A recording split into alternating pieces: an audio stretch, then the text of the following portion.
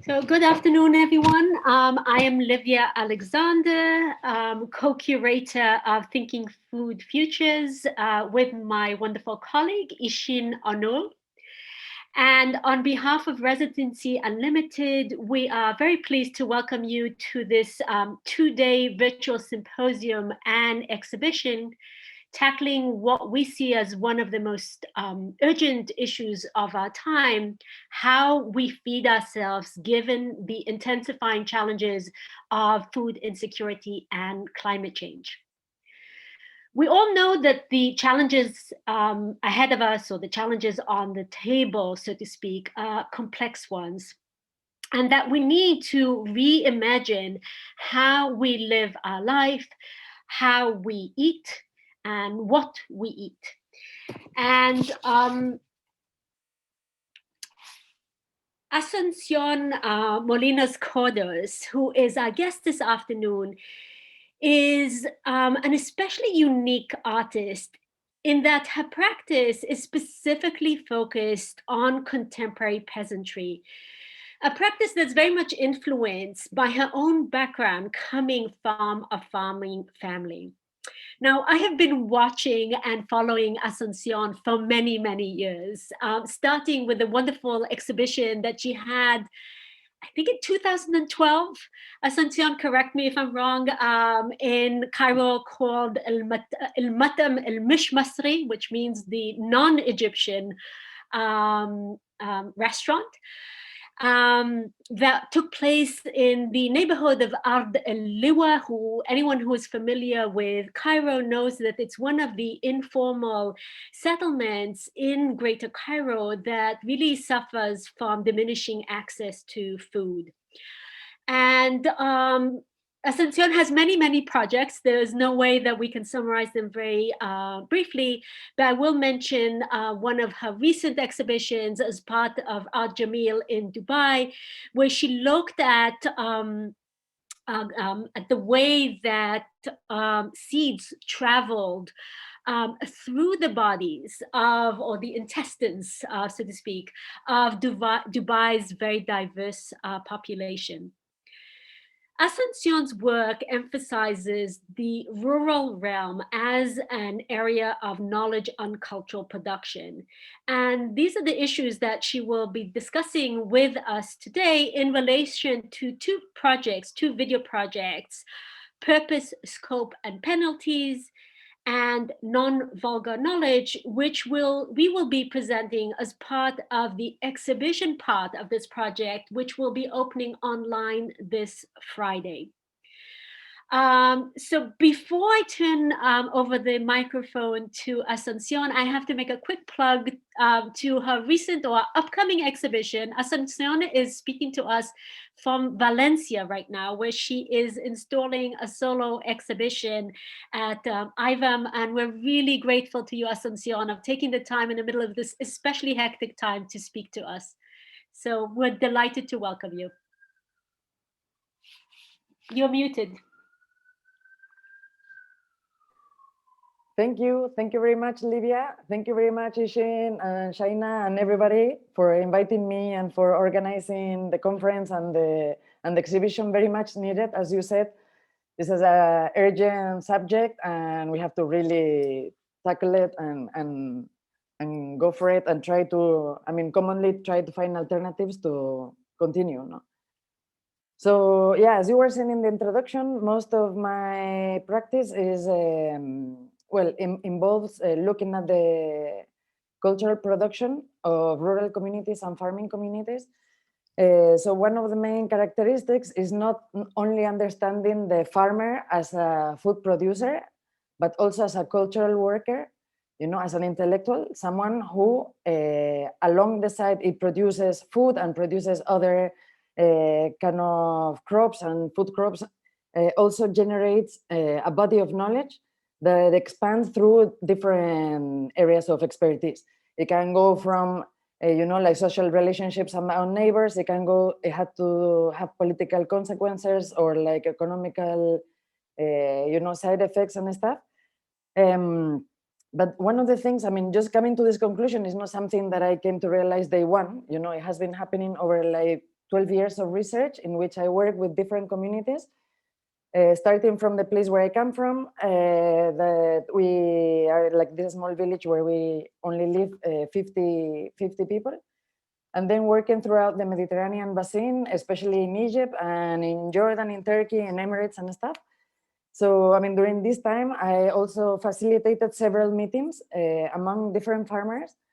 And it came to my surprise that although these groups of people that I was putting together did not share the same language, religion, economical background, means of production, still they had something in common. This thing, at the beginning, I couldn't really put my finger on it, but then it came to be like a way of inhabiting the world. No, that's kind of, how could I put it, to put together everything that involved. So it was just not, you know, like having a shared understanding of things, but their relationship to the territory, how they came to the conclusions, and how they could, as I said, inhabit the world. No, how the cocktail of values, what was the, you know, the set of priorities they had. And it came to realize that there is something that we could name, you know, like, as, you know, Pensamiento Campesino, which is, you know, like peasant thinking, that I came to this kind of like concept or conclusion, and I keep using it in Spanish, just because the word peasant in English has so many feudal connotations, so it doesn't really apply to the word campesino. And then, so what does it involve? You know, what is this, you know, Pensamiento Campesino, this way of thinking? As I was saying, is this, you know, common way of inhabit the world, but also one of the very painful things that farmers, small and medium producers share among, you know, across the world, has to do with the fact that they are, most of them, on the verge of extinction, as the way they are operating, you know, and under the mode of operation that they are having these days. So this, you know, like this phenomena, I mean, it has such a magnitude that those anthropologists and sociologists who have actually studied the subject, they came up with a name for it, which is depeasantization, which is the end of peasantry, the end of small and medium farmers and producers. So how these groups of people are coming to an end, it happens in different ways. It depends on the geography. Sometimes it's through violent means. You know, they're just simply, but in a violent way, being kicked out of the land. In other ways, they are just being seduced into more modern ways of farming, or just directly through privatization of main resources, and then just this having to abandon the land. So what happens, you know, like, I mean, when this kind of way of inhabiting the world comes to an end, or is coming to an end, it's not only that food is going to be produced in different manners, it's also that different ways of understanding and different knowledge production is also coming to an end. So the thing is, I mean, the whole subject of depeasantization is the topic for a symposium on its own, or a series of symposiums. So I will not go much into detail, but I thought it was important to mention. And also, despite the fact that this is happening, still these days, I mean, 70% of the food produced and eaten by humans on a global level, 70% of this food is still produced by small and medium holders. So they are disappearing, but nevertheless, still they produce 70% of the food that is eaten directly by humans. And 50% of these 70 are women. So this is also something that I thought it was important to mention. So again, when I go back to this idea, I'm just going to open in the presentation, the images that I have, just to have some kind of like illustrations in the back. Okay. And as I do this, I would like to go back to this idea of, you know, the farmer as a cultural worker. Sorry, I'll just get back to here. So yeah, I mean, sometimes, you know, when academia works with this idea of, you know, who are the knowledge workers? You know, there's this definition of being a knowledge worker. So normally, I mean, who is being considered a knowledge worker is the person who works with computers or works in certain scenarios that is implementing, highly, energy dependent technology, like computers and so on and so forth. And there's a lot more chances that you call knowledge worker, like a young, a student who is uploading data to an online platform, than there are for you to call a knowledge worker, an illiterate farmer that is working the land with very, very little technology. So the thing is, when you start looking into, the definition of knowledge, most of the scholars agree that it's just not, putting data together, or, just like exactly a piling of data. But knowledge involves, understanding, it involves meaning, involves critical thinking.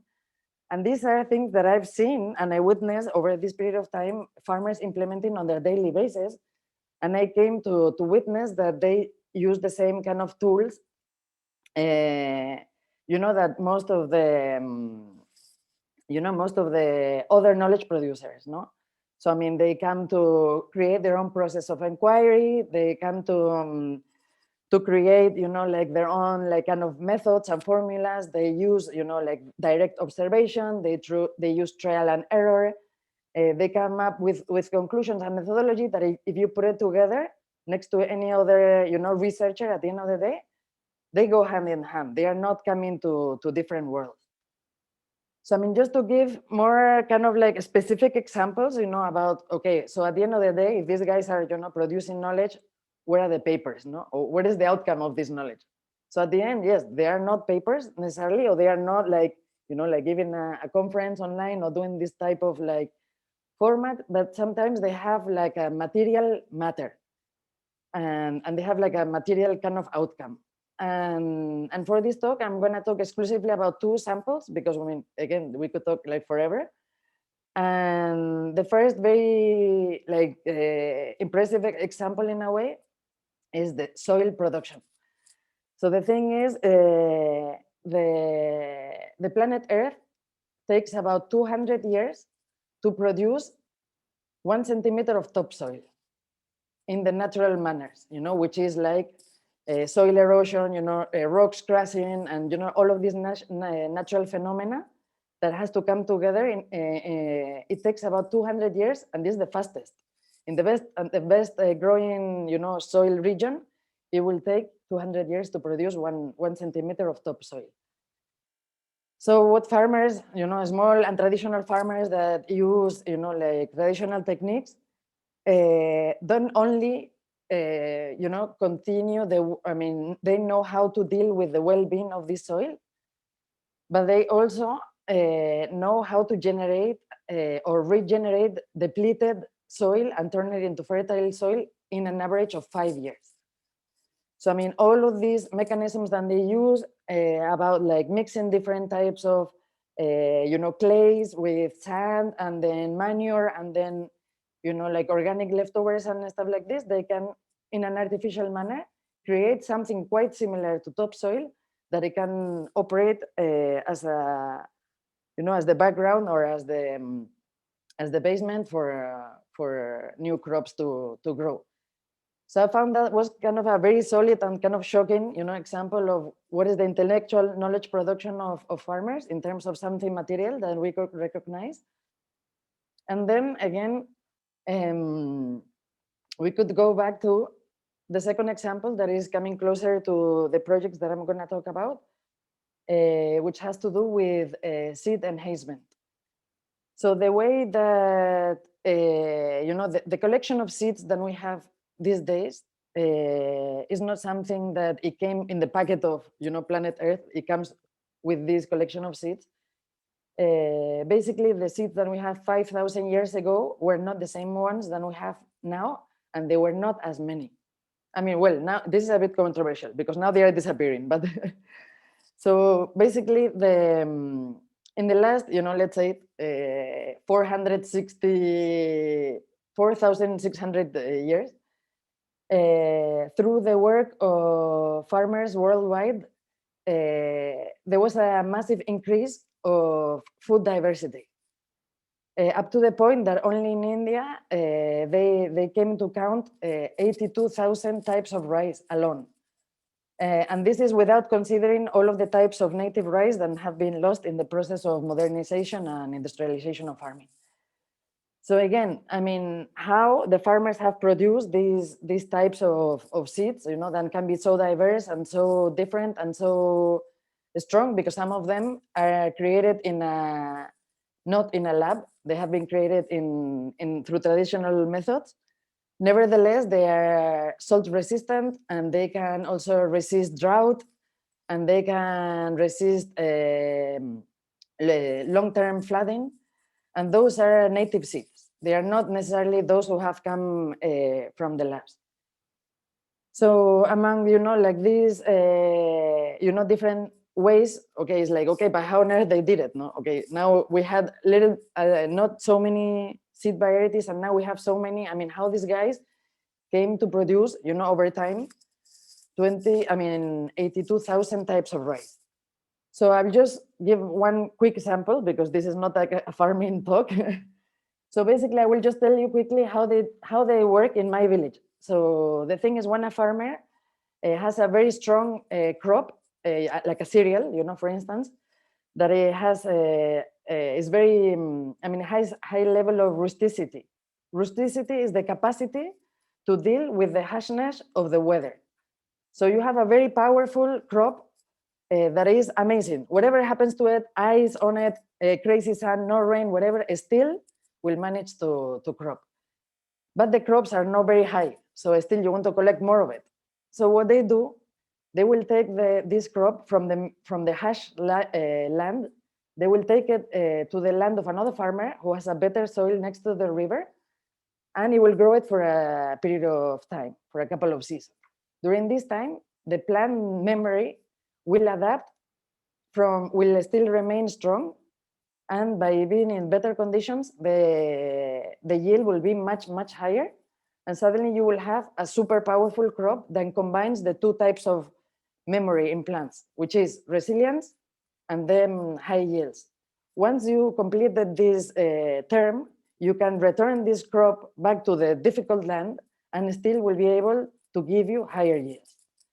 So the thing is, there's a million ways of improving seeds in traditional agriculture. In fact, as I said, most of the seeds that we have today, we have them because of this. Nevertheless, this work has never been recognized. Small and medium farmers are not recognized for their intellectual work and for the type of improvements that they've been doing with seeds and seed biodiversity. So, getting to know, like this kind of situation, one of the works that I did that is also taking part of the show is called Purpose, Scope, and Penalties. This image that we see in the background is a clip from that film. It's a video work. So I produced this work in 2016 inside the Cappadox Festival that has as a motto for the exhibition, "Let us cultivate our garden." So I was wondering what was the obstacles, why there is this need to claim, okay, let me cultivate. What is stopping you from cultivating in the first place? So when talking around with the people from the Cappadocia, they were telling me constantly about this seed law, the damn seed law 5553, that it was approved 10 years before in 2006. And that was a very big, block, something that I was really blocking. I was really interfering with their methods of farming. So I asked some of these farmers and one historian if they would mind to discuss the consequences of this law, sitting in one of the coffee shops when we're in the village of Uchisar, where they normally, the farmers have their tea and they talk about their challenges and stuff. And that's what happened. Like these four people sat at the table and they discussed what was the consequences of this law and also how this law was approved. Under what kind of context, what were the political circumstances, and who were the backers of the law. So this video, I mean, it's a bit long. It's like, I remember having 16 maybe minutes. And I will not reproduce any of the conversation because I think they are great. They are very outspoken and they are very good at giving examples and really, explain where the challenges were. But mainly, I mean, the main obstacle is the lack of recognition over their intellectual labor. And how they got totally excluded from the law because they were only recognized as users of the seats, but not as owners of the seats. Again, because this distinction between who has improved the seats legitimately or recognizably, in the lab, and who hasn't, who has done it in a quiet mode, in a collective mode, in a cross-minded mode that involves a lot of people and is like a communal way of building knowledge and not like an authorship type of knowledge production. So, I mean, following this work, this work just, it was presented, as I said, also in the context of the actual restaurant, and it was displayed in the screen of the TV of the coffee shop, and it generated a kind of conversation during the time that the festival was running. And then, I mean, one of the work that is also part of the exhibition that it very much addresses the same issue, but this time the context, the geographical context is Spain. Is this other work called Conocimiento no vulgar, which could be translated as non-vulgar knowledge, and also targets the same thing about seed laws and what are the legal consequences and the economical consequences of not recognizing the intellectual labor of farmers when it comes to seed enhancement or seed improvement. So I started looking into the Spanish legislation, and I found 7 different laws that expanded through completely different political periods. I started with one of the laws from 61 that it was actually written under the Franco dictatorship. And then I moved into other different laws and decrees that they were approved or passed within democracy, early stage of democracy, medium stage of democracy, ending stage of democracy. So it didn't really change anything, the type of political structure in which Spain was operating, and the draft, the script of this law. It was almost copy and paste, the same kind of mindset, completely ignoring, the work that farmers have done in previous years and centuries and, millions of, not millions, but thousands of years. And then exclusively recognizing, the knowledge workers from the lab and the scientists who have been doing such a work in the last 8 years, exclusively in the last 8 years. They were the ones who were recognized, protected by the law.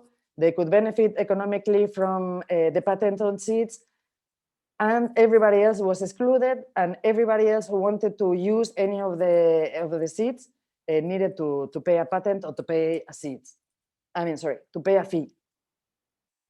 So at the end of the day, what I did, I put together this collection of laws, and I thought I also wanted to reverse kind of like the angle in which we are critical or we analyze things. So I always thought, I was annoyed with the fact that we rural cultures are always the subject of the study, like the typo in a way, So we have scholars and we have anthropologists and sociologists coming to look at us, the way we dress, the songs we sing, the crops we grow, the houses we build, and we end up in all of this ethnographic kind of like museum.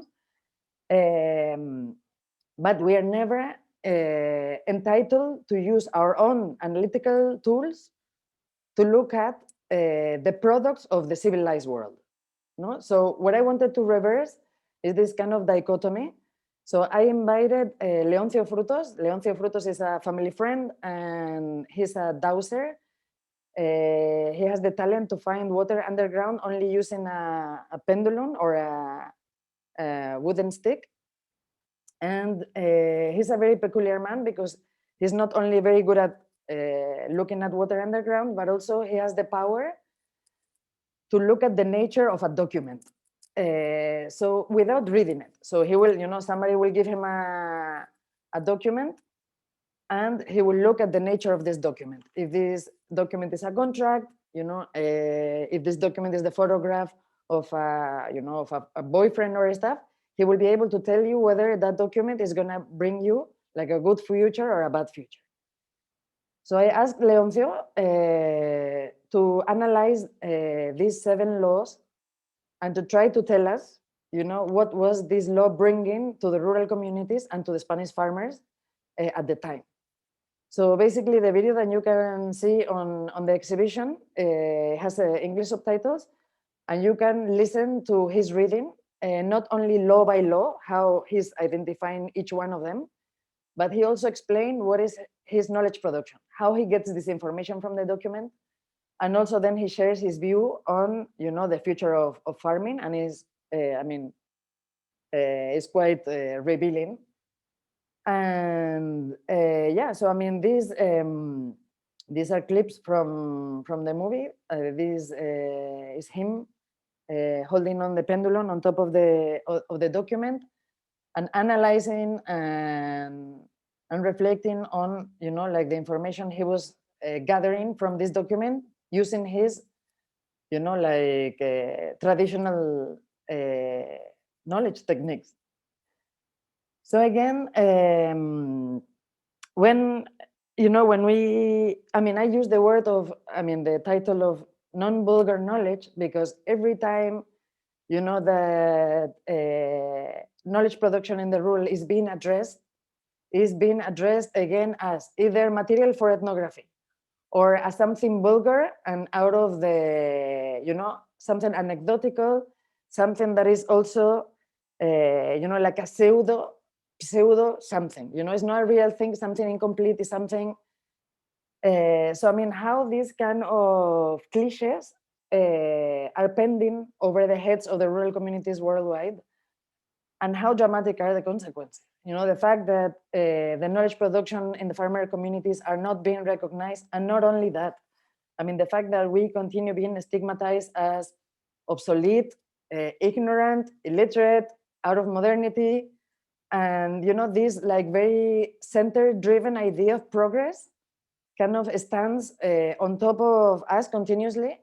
And again, despite what I said at the beginning, doesn't matter really the religion or the race or like the money or the modes of production. Most rural communities, worldwide, I will say that they are suffering from the same kind of like stigmatization. So when like Livia and Ishin invite me to take part in the exhibition, and I was thinking, okay, so if we are going to think about food futures, what's my kind of like guess, if I have to, like what would I like to ask for in a way, is to definitely include small and medium farmers as expertise in the policy making, to have them as what they are, which are knowledge production and their expertise, and without their strength and their learning, I don't see a desirable future. So yeah, just closing up a little bit like this with this kind of thought, I guess we can open for questions, and I will just quickly, as an anecdote almost, I will just show you some clips from the way in which farmers are being portrayed in Egypt and in Spain in cinema. Again, building, this image of the clueless and the one who is most of the time missing teeth or incomplete, or like belonging to some kind of like undeveloped world. Here we have Barragan and like Paco Martínez Soria. They are 2 classics, and again not really portrayed as anything close to being a knowledge producer. So yeah, I'm happy to open up for questions.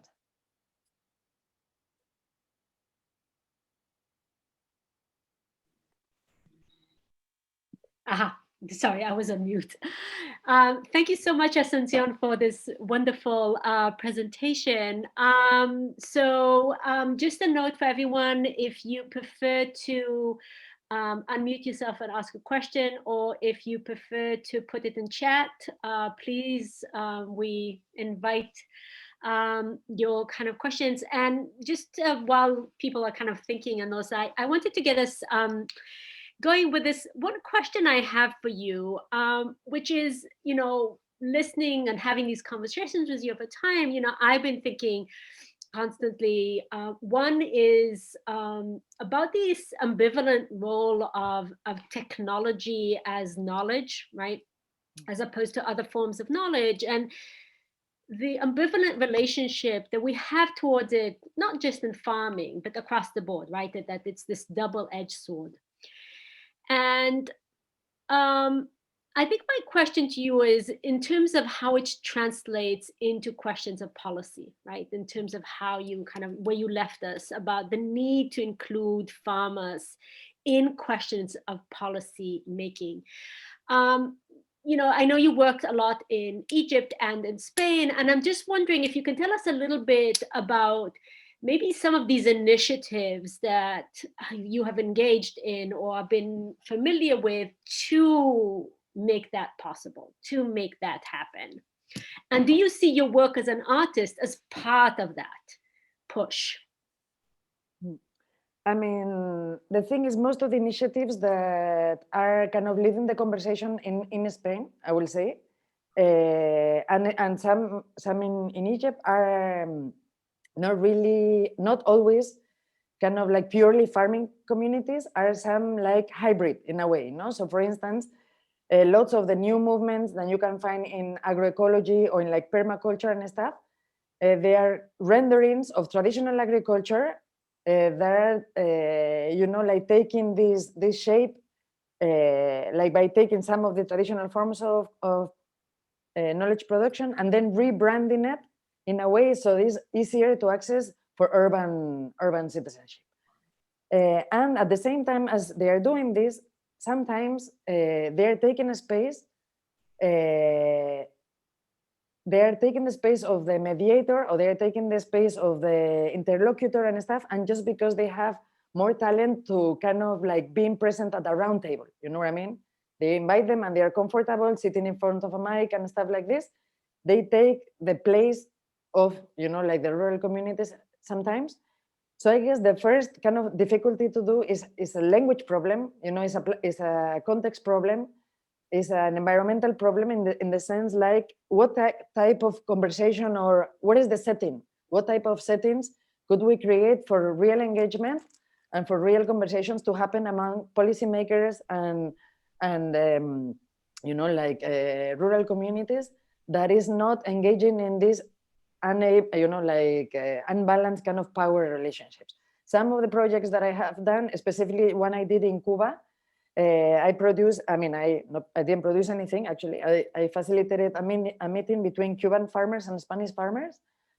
And because we did it on the side of the institutions, although we were taking part of the Havana Biennial, all of the meetings happen in a very natural way because it happened in the farmers' way, meaning like we meet outdoors. There's no like official anything. There's no mics, no photography, no recording. I have almost no documentation from it because we wanted to use, the traditional ways of engaging in conversation rather than forcing the farmers to speak up in front of a mic, being in front of a camera.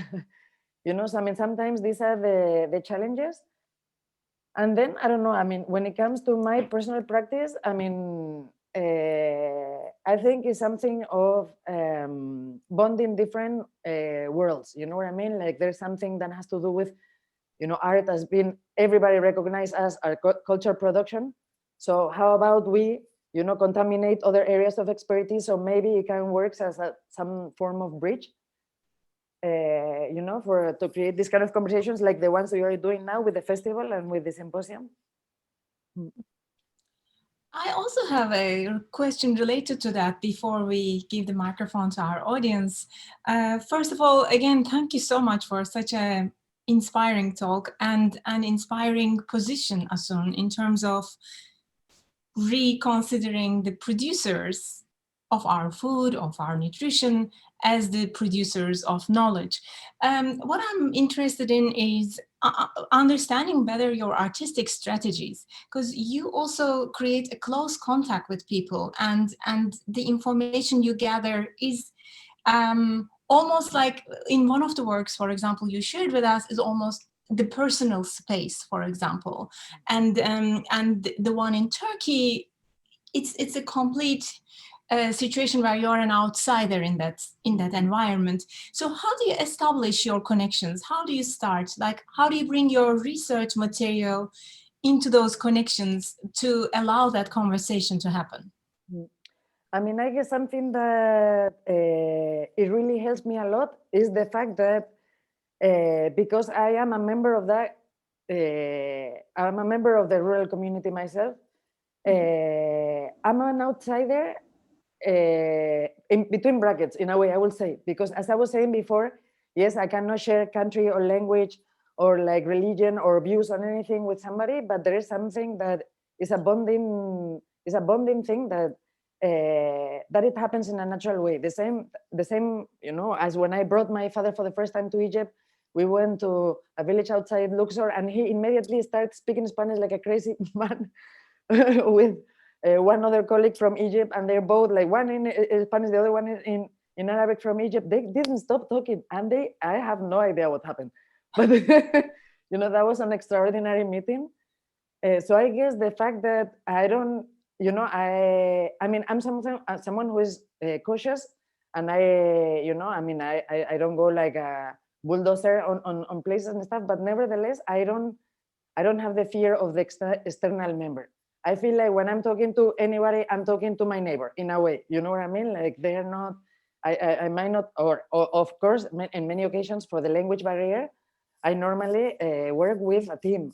I work with people who are already involved in the, you know, in the same kind of areas of expertise. In fact, in Purpose, Scope, and Penalty, I work with Aisha. She's a fantastic researcher. She's very much involved in the Via Campesina movement in Turkey. So normally when it comes to, I always work collectively. I never work on my own. Yeah. Thank you. So we want to make sure we open the floor for any questions from the audience. If you would like to turn on your cameras, mics, please feel free. We would feel more as if we are in a community. So just jump in. Hello. Thank you so much. My name is Gina Ray. I live in New Mexico. And this is sort of more of a comment, but I just learned last night actually about the indigenous Zuni people in Mexico who are working on patenting their blue corn. And it's really interesting because they're using, I guess, software patents as a precedence for how to do intellectual property in more of a community way. So I don't know a ton about it, but I just wanted to share that it might be something interesting for you to look into and see if there's overlap. So anyway, but I really appreciate this work. I was amazed to find out that 70% of our food comes from smallholders and 50% are women. So a lot of the work that I do is related to women's role in food production, the sort of hidden role. So anyway, thank you for your work. No, thank you, and definitely, I mean, corn production in Mexico is a big fight. I mean, it's incredible. I mean, it's just, I mean, this is again another subject for another symposium on its own. So Asunción, I was curious though, the number that you gave, the 70%, is that true like worldwide, or is that true to Spain or to Europe? Like I was just kind of curious about that. No, this is worldwide, and these are numbers from the FAO, the Food and Agriculture Organization of the United Nations, and this comes not to food production, but the food consumed by humans, because most of the food production is not always consumed by humans, it's either consumed by other animals or other creatures. Some of it is used like, I mean, cotton is also produced in a land, no, to produce our clothes, or like there are so many hectares of land being dedicated to agrofuels and biodiesel. So these are not food that at the end of the day we put in our mouth. Nevertheless, it's a big agricultural product. So I think it's important to look at numbers. I mean, to look at what is the food that is like for the industry, and the other food production, the one that is dedicated to feeding people. So, like one of the arguments about seeds specifically, and I am no expert by any stretch of the imagination, is that GMOs maybe are just getting some like bad rep, right? That actually we have been engineering seeds all along, right? And the reason I'm bringing this up specifically because GMOs today are done by companies like Monsanto and are protected by copyrights. And this is not the kind of work that has been done traditionally. So, as we're thinking about how do we address like change in like land salination or this, like how,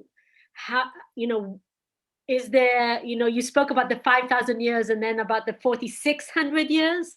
So where do you see the next 400 years, so to speak? I mean, we're no oracle, but like, where are we with that process, given the fact that GMOs are becoming so central to how we think about both the future of seeds and the kind of crops that we have, but also how it affects intellectual property, because those are completely owned by companies, right?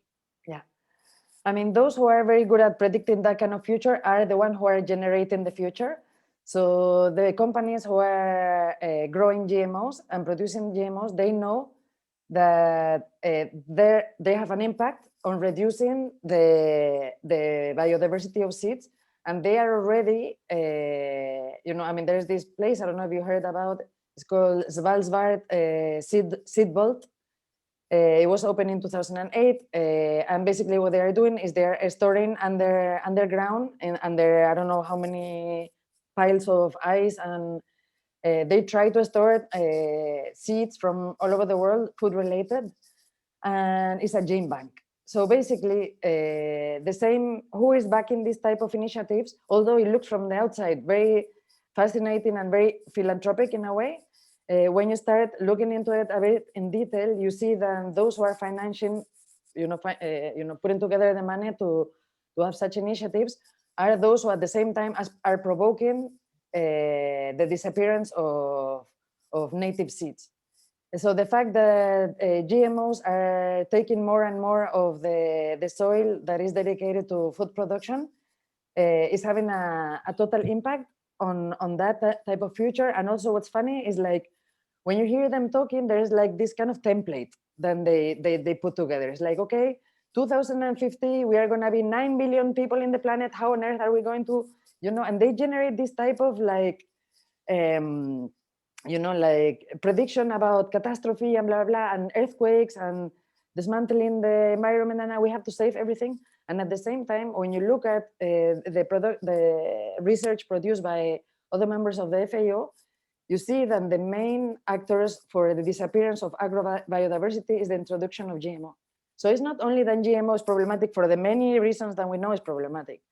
It's also because it's a driver of the disappearance of many native seeds, and precisely those who are, in a way, kidnapping that type of heritage and taking over the gene control of that kind of, like intellectual production, as I said, done by farmers, are securing the fact that they still have the raw material. So for them, it's not interested to have, the native seeds growing in the land.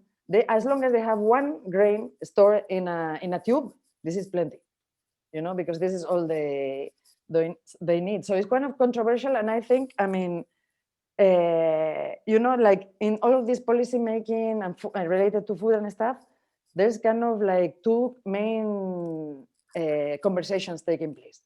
One is more prophetic, it's like a prophecy, the prophecy of like 2050, the disappearance of the world, and all of this kind of like stuff to justify certain actions. That is another form of colonialism. And then on the other hand, you have the political way of looking at the world, which is scratching and looking into the last drop of the chain, you know, is this chain connected? So I don't think we can get the conclusions only looking at one fragment.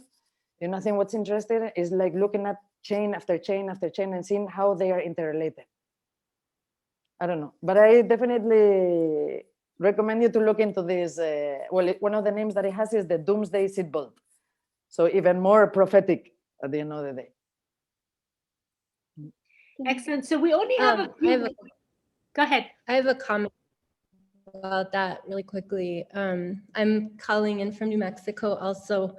One of the side effects of the Doomsday or Svalbard seed bank is that in 2017, when the US bombed the seed bank in Aleppo, the only grains left from Aleppo were in Svalbard. So I think that like it's a much more complicated story than maybe what you're sort of unfolding.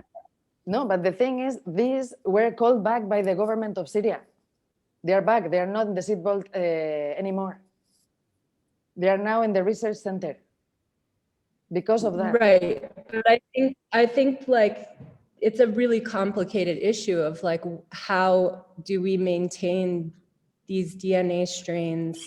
Obviously, it shouldn't only be in corporate hands, but there's like been multiple occasions where if you lose that information, you're losing like 10,000 years of genetic mutation and it's gone. So you know, there's value to seed banking, obviously. Yeah, but I mean, okay. There's so many different ways of storing things. And one of the ways you can store things is to keep them alive in the fields. And instead of having one copy, you have hectares and hectares of that particular crops. When that crop is part of the food, the traditional food that people are eating, this is the best way to keep things alive. I mean, we don't have to go through the whole kind of like, again, prophetic way of like the last drop of corn and this like really poor way of looking at the world. We have to look at the world in terms of excellency and richness and wealth, not scarcity. If we have the look on scarcity, we're gonna be, you know, I think Yoko wants to say something. She has been raising. No, I have a sort of in a way segue to this maybe question that I mean try to maybe form in the right way. A lot of things going on in mind. But you're talking about sort of extinction of the people, which relates to extinction of non-recorded ancestral or traditional knowledge or embodied special knowledge, which includes farming or cooking or even craft knowledge. And then tension between that, because of the fear of extinction of those knowledge, the tendency might be archiving or recording or, you know, like a seed bank, and, you know, in resolving. And then you're kind of talking about like how to look at the nature of the documents. But I also kind of question for what purpose the documentation was made, especially in a colonial context. So do you think like what is the danger of exposing the knowledge or archiving knowledge?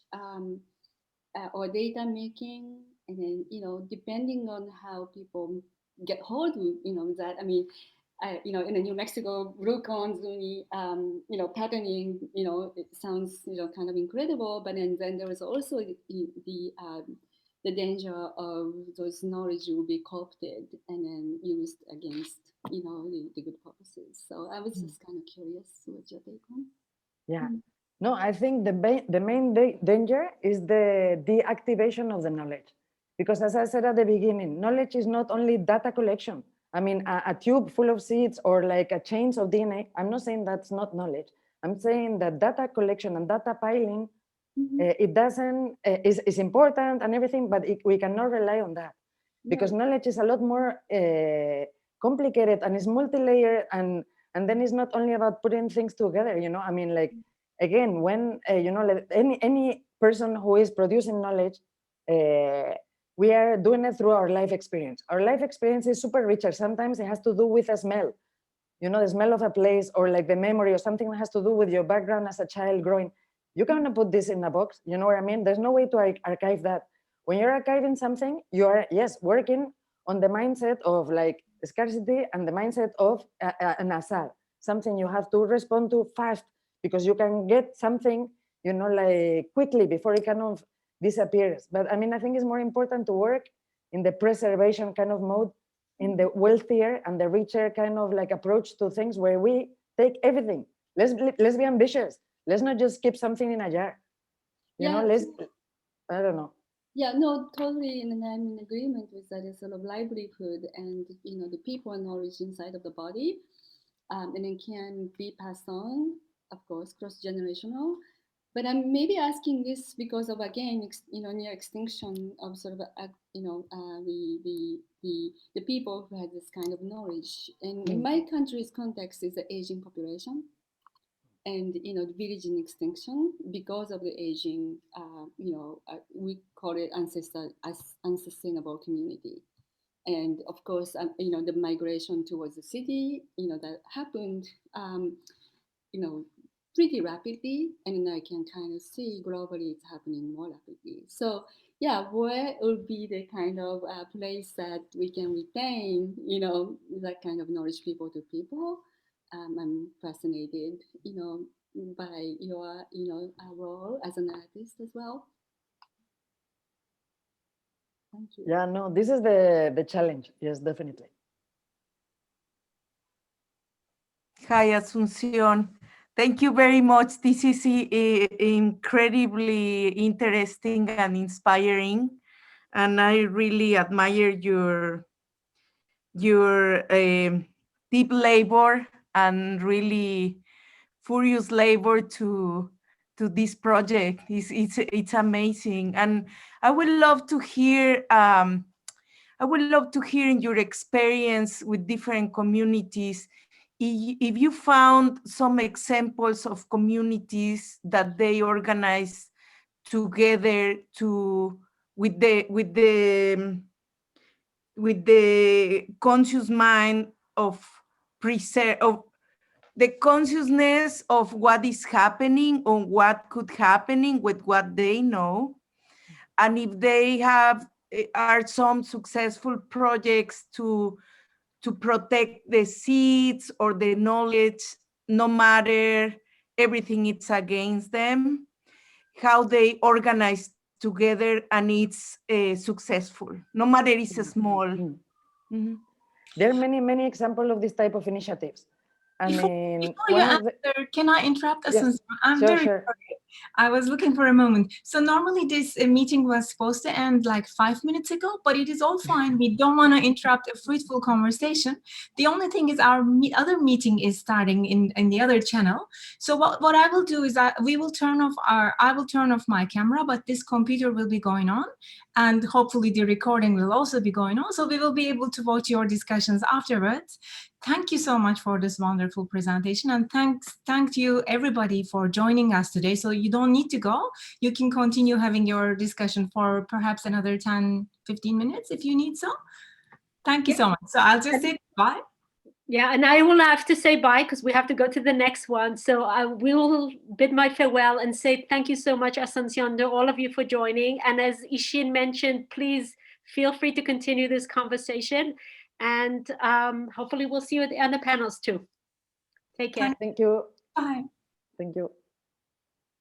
So yeah, Gabriela, I mean, there's so many initiatives around the world, like the strongest of all, in a way, or the best organized, is called Via Campesina.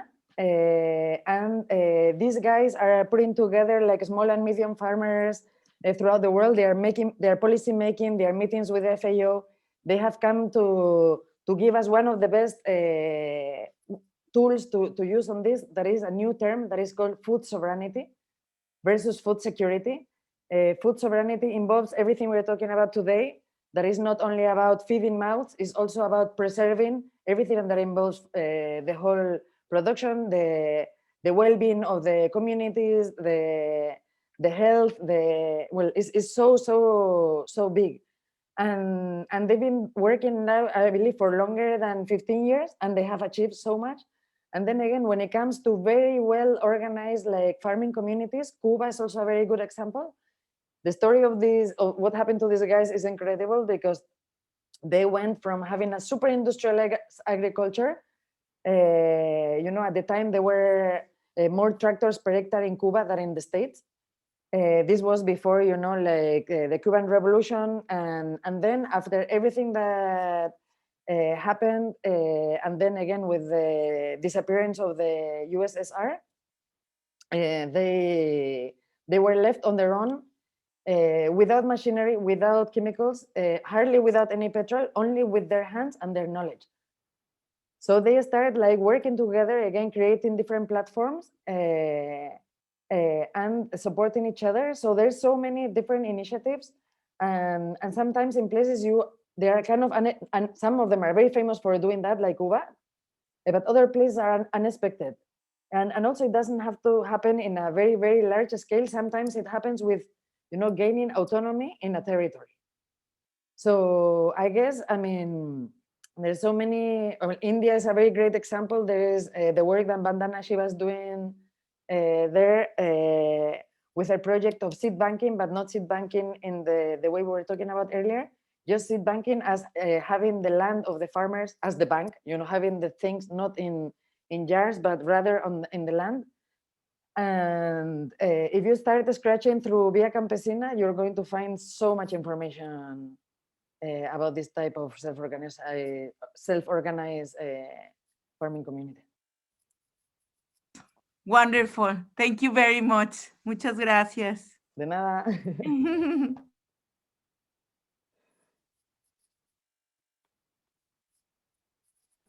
So yeah, I mean, I have anybody...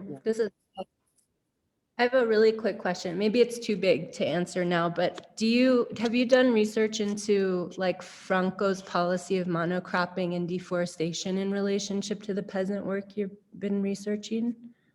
Not specifically on that, but there is a very interesting, in the Ministry of Agriculture in Spain, there is an Instituto de Colonización that has all of this. They have all of the documents, they have an amazing archive, and everything from the water management, you know, building this reservoir and drowning loads of villages underwater.